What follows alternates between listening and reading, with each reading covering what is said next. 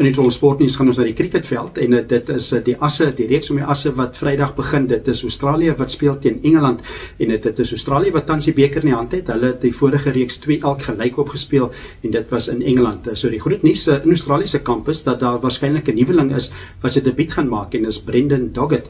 Hy is 'n snelbouler en hy moet speel want daar's 2 beserings van die snelbouers in Australië se kamp. Josh Hazlewood is uit met 'n duispierbesering en dan ook Pat Cummins, die kaptein van die span, het ook 'n rugbesering. Hy het al begin bowl in die nette, maar hy gaan waarskynlik nie Saterdag of Vrydag kan speel in die eerste toets in Perth nie. So dit is 'n groot belangstelling in die toets. Daar's 5 toetse wat hulle gaan speel. Die eerste een is in Perth komende Vrydag wat hy begin.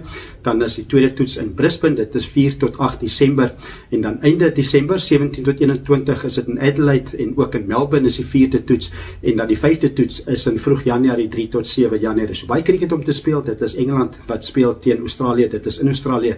Dis die reeks om die asse. Dit is sportnuus vir die Tom.